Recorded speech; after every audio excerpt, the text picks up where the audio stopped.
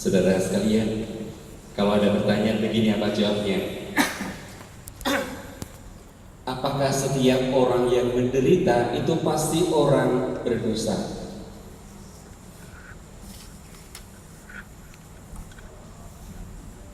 Ayo kita renungkan. Orang yang menderita pasti dia orang berdosa. Benar nggak? Enggak. Ya. Setiap orang yang menderita pasti dia berdosa.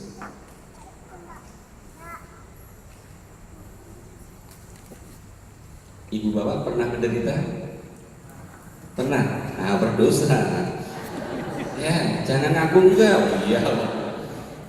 Ya, jangan menyucikan diri sendiri. Orang-orang Yahudi memang punya kepercayaan seperti itu.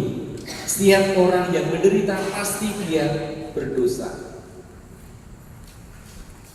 Tetapi Perjanjian Baru punya pendapat yang lain. Apa? Bahwa memang setiap dosa itu mengakibatkan penderitaan. Benar? Setiap dosa pasti mengakibatkan derita. Tetapi tidak setiap derita itu karena dosa. Nah, ya, ini pandangan ya iblis kitab suci yang baru ya. Tapi kalau tradisi Yahudi memang seperti itu. Kalau orang itu menderita, pasti itu orang berdosa. Maka dalam tradisi mereka, kalau orang-orang yang menderita itu pasti akan disingkirkan, dikucilkan. Tetapi Yesus tahu punya pandangan yang lain ya. Bahwa melalui penderitaan karya kuasa cinta Allah bisa terpancarkan di sana. Kita lihat Injil hari ini itu istimewa ya. Ditulis oleh Santo Markus. Markus itu kalau menulis cerita itu pendek-pendek. Dia nggak suka cerita yang panjang-panjang. Ya. Salah satu ciri Santo Markus ya, perhatikan orang-orang yang pelindungnya atau baptisnya Santo Markus, orang ini nggak suka cerita panjang-panjang, pendek singkat. Kan ada juga orang yang cerita itu nggak pernah selesai gitu ya. Tapi Markus itu pendek, padat. Nah dia kisah ini ceritanya di kota Kapernaum. Kapernaum, kalau kita suka dengerin Injil ya, ada beberapa kota yang suka disebut. Ada Galilea, ada Nazaret, ada Yerusalem, mana lagi? Dugo Semar masuk ya. Di beberapa kota itu disebut. Nah Kapernaum itu merupakan salah satu kota yang suka dikunjungi oleh Yesus. Andreas Petrus itu berasal dari situ. Wilayah tinggalnya dekat situ, tidak jauh dari muara sungai Yordan dan Galilea, sekitar 4 kilo saja. Nah Kapernaum itu dikenal sebagai kota yang penduduknya itu keras kepala, ngeyel ya. Jadi ketika mendapatkan mujizat segala macam, mereka itu nggak pernah percaya, sulit. Sehingga ketika Yesus melakukan perbuatan baik pun selalu dikritik dan disalahkan.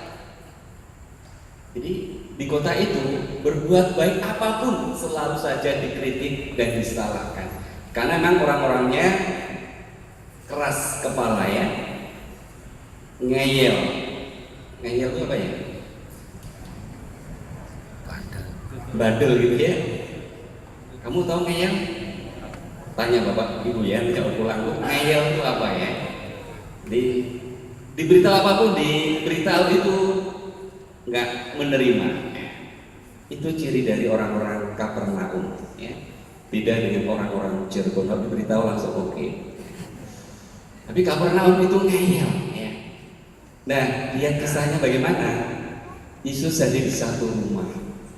Rumah orang-orang Yahudi itu biasanya terbuka sehingga gampang masuk ya. Jarang mereka itu mengunci rumah, tetapi dibiarkan terbuka kecuali karena tadi alasan tertentu, tapi biasanya terbuka seperti rumah-rumah ini ya. Nah ketika Yesus sedang mengajar di situ, Coba lihat, ada orang-orang yang berkerumun banyak sekali sehingga tidak ada lagi tempat. Mereka ingin mendengarkan Yesus. Lalu ketika sedang mengajar, datanglah orang yang membawa seorang yang lumpuh. Siapa yang bawa mereka? Digotong oleh 4. Coba lihat teksnya. 3 atau 4 orang yang gotong? 4 ya. Agaknya orang ini gemuk, sehingga perlu 4 orang ya. Tapi angka 4 ini juga menunjukkan kepedulian yang luar biasa. 4 orang itu kalau bisa kumpul kompak, karya besar terjadi.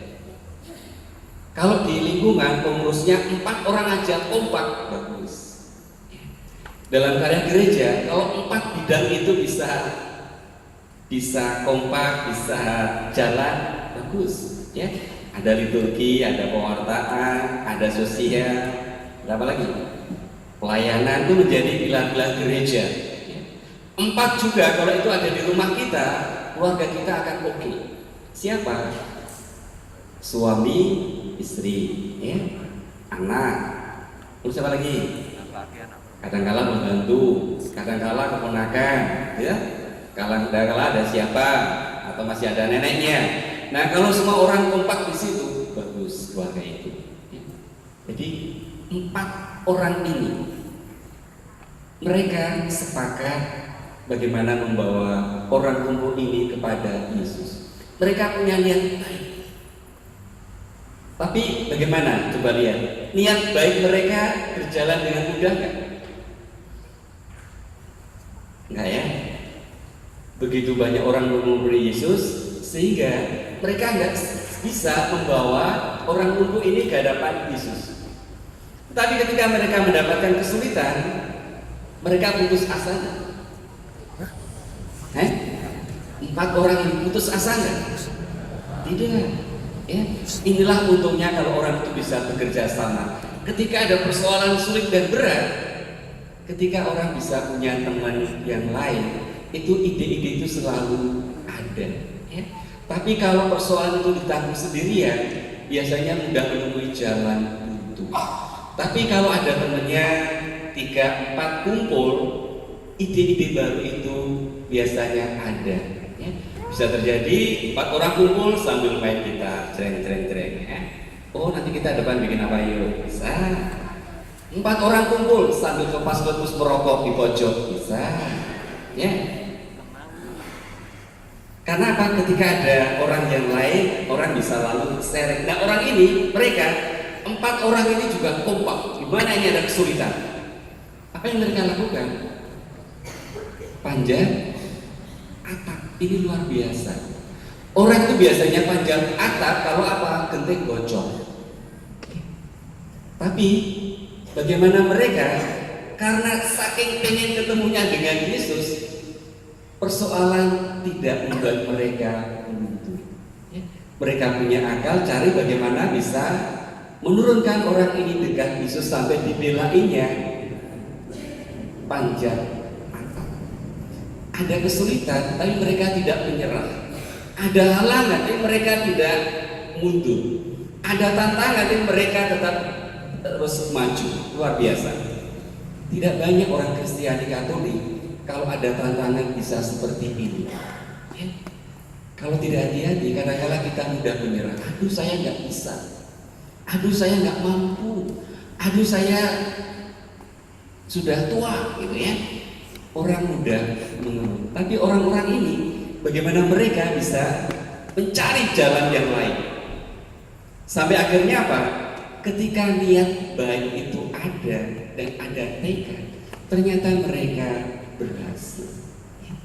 Ketika mereka punya kehendak baik disertai tekad yang kuat, ternyata usaha mereka tidak sia-sia, tidak percuma. Lalu mereka menurunkan tilam itu di depan Yesus. Dan bagaimana kisah penyembuhan terjadi? Orang lumpuh tadi disembuhkan dengan cara apa? Apa yang dikatakan Yesus? Coba lihat. Hei anakku, dosamu sudah diampuni. Nah, Yesus masuk dalam pandangan orang Yahudi. Mereka percaya bahwa yang membuat orang lumpuh itu adalah dosa. Maka sabda pertama Yesus adalah, "Ya anakku, dosamu sudah diampuni." Lalu yang istimewa adalah iman siapa yang dilihat oleh Yesus? Iman si lumpuh atau iman yang membawa? Ya, coba lihat. Siapa yang dilihat? Iman siapa? Iman lumpuh atau yang membawa? Ya? Iman yang membawa. Ya. Jadi bukan iman si lumpuh yang membuat Yesus menyembuhkan, tetapi karena iman yang membawa. Inilah saudara sekalian pentingnya kalau kita mendoakan orang. Bisa terjadi yang kita doakan gak percaya, tapi yang penting adalah yang mendoakan. Bisa terjadi orang sakit yang kita doakan gak mengenal Yesus, tapi yang penting adalah yang mendoakan harus percaya. Maka kelompok-kelompok Katolik, kelompok-kelompok pelayanan, kalau mendoakan orang sakit tidak selalu harus terbatas. Oh, ini belum Katolik. Ketika mereka membutuhkan, keluarganya oke, baik kita doakan. Karena lalu yang penting adalah iman dari yang membawa, yang mendoakan. Bisa terjadi yang kita doakan belum percaya, nggak apa-apa. Dan itu terjadi di antara mereka. Sehingga Yesus mengatakan, "Hai anakku, dosamu sudah diampuni." Yesus masuk dalam pandangan orang-orang Yahudi ahli Taurat. Dan lalu ketika kisah penyembuhan ini terjadi, apakah ahli-ahli Taurat, orang-orang Farisi berterima kasih? Terima kasih tidak? Tidak. Malah mereka berpikir dalam hatinya, Yesus memuja Allah. Ini ya, ngeyelnya mereka itu. Sudah diberi kebaikan, pikirannya tetap nggak benar. Sudah lihat mujizat, tapi pikirannya mereka tetap seperti itu. Dan Yesus selalu tahu apa yang ada dalam pikiran mereka. Manakah lebih mudah bagimu, katakan dosamu sudah diampuni, atau berjalanlah? Tetapi anak manusia memang berkuasa mengampuni dosa. Inilah pewartaan Yesus. Kehadirannya bukan saja menyembuhkan fisik, tetapi juga jiwa, juga batin. Dan inilah yang kelak akan menjadi pertentangan keras di antara orang-orang Farisi, orang-orang Yahudi. Mengapa? Karena Yesus mengampuni dosa. Padahal bagi mereka yang berkuasa itu hanya Allah saja. Maka kalau Yesus mengampuni dosa, berarti Yesus disamakan dengan Allah. Ini yang belum mereka terima. Lalu setelah itu disembuhkan, Yesus berkata apa? "Ya anakku, bangunlah dan kemana? Pulang, angkatlah tilammu." Ya, jangan menjadi orang lumpuh terus, harus bangun. Ya. Jangan menjadi orang yang lumpuh terus, tapi harus bangunlah, angkatlah tilammu. Kalau dulu kamu digendong, dibopong, sekarang bangun. Ya. Jangan terus minta digendong terus. Ya. Tapi harus bangun. Ya. Mewartakan. Kita orang Katolik sukanya itu digendong, ya, dipok-pok gitu ya, ditolong terus ya.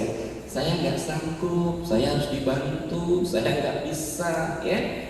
Selalu ininya itu digotong, ya, digotong, dibopong, diajak terus. Tapi kitab suci ini mengajak kita sekalian bagaimana kita tidak hanya didukung, digerakkan oleh orang lain, tapi jadilah penggerak, angkat tilam. Tilam itu seperti tikar, ya, tempat tidur. Maka jangan menjadi orang yang suka digotong terus, diayo-ayo, diajak-ajak. Aku nggak diajak kok, undangan nggak sampai, nggak dengerin pengumuman. Ya. Dengan begitu selalu saja orang lain yang disalahkan. Ya. Tapi bagaimana kita menjadi orang Katolik ya, yang bisa menggerakkan orang lain. Ayo ikut, ayo. Ya. Tidak lalu menjadi orang yang selalu digerakkan. Kalau kita menjadi orang yang digerakkan, itu berarti kita orang lumpuh. Sehat tapi lumpuh. Tapi mari kita jadi seperti yang 4 orang tadi. Membawa siapa? Orang-orang lumpuh kepada Yesus. Bukan mereka, bukan kita yang menyembuhkan, tetapi Tuhan yang menyembuhkan. Kita hanya membawa, kita hanya mengantarkan. Sembuh dan tidaknya adalah Tuhan yang berkuasa.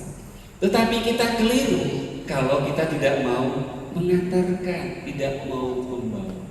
Panggilan kita adalah menjadi orang-orang yang bisa membawa orang lumpuh kepada Yesus. Biar Yesus yang berkarya. Mari kita mohon bisa terjadi orang lumpuh itu ada dalam keluarga kita. Ya. Bisa terjadi orang lumpuh itu ada di lingkungan kita. Orang-orang yang terus-menerus butuh dorongan, butuh perhatian.